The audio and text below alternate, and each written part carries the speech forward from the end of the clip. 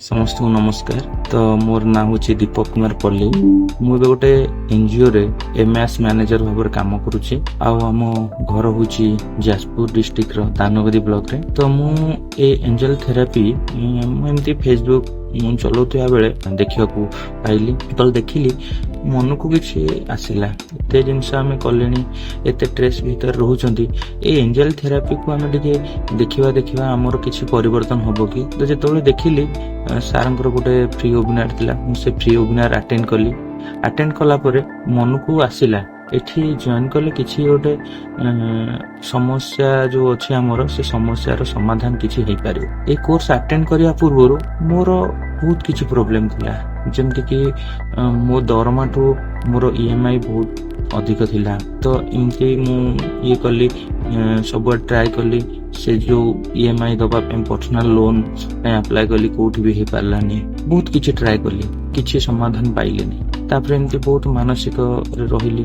तो केमती ईएमआई देवी केमती जो लोन करी लोन सुझीबी एमती बहुत भी मेडिकल प्रोब्लेम भी मोर अच्छी। तो मु सब चिंताग्रस्त रोली मो माइंड सब अस्थिर रही कौन करी कौन नहीं किसी बुझी पार नी। जितेबाला यहाँ देखिली आउ सार को वेबिनार अटेंड कली तापर कोर्स कली ए कोर्स कला परे मन भीतर परिवर्तन बहुत आसला। जो मनटा सब अस्थिर थिला ना तो मु जानी पालिनी वेंकट सार सहित जो कथबार्ता आर जो कोर्स रो जो पाठ्यक्रम जो कली ता भीतर केतेबेले मनटा शांत हो गला मु भी जानी पारिनी। मन पूरा अस्थिर रु स्थिर गति की पळै आसिला आ एमिति लगिला जेमती मु गोटे अलगा दुनिया रे बंचुची। सब बेले जो ट्रेस थिला से ट्रेसटा केतेबेले केमती चली जाइची मु जानी पारनी। अब एबे बहुत खुशी रे अछि बहुत कौन मन शांत अच्छी।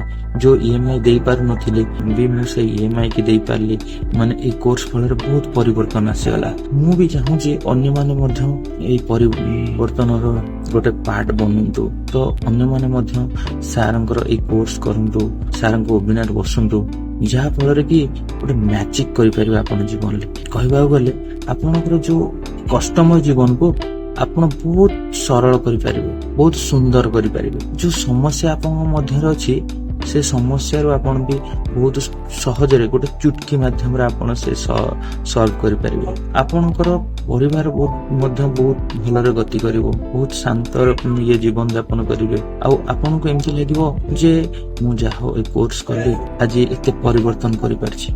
आपण निजर परिवर्तन करिया सहित आपण परिवार परिवर्तन करि पारिबे आपण सांग साथी मानकर परिवर्तन करि पारिबे।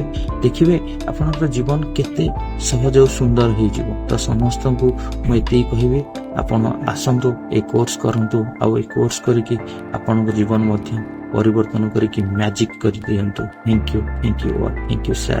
आपन को ए जो ट्रेनिंग माध्यम रे मु आज परिवर्तन करि पारली परिवर्तन हो पारिछि। आपन को धन्यवाद आ आपन को आशीर्वाद मो ऊपर थाउ आउ आपन सब बेले मो हाथ धरी मते ठीक बाटरे नेकी चलंतु। Thank you sir. Thank you very much sir.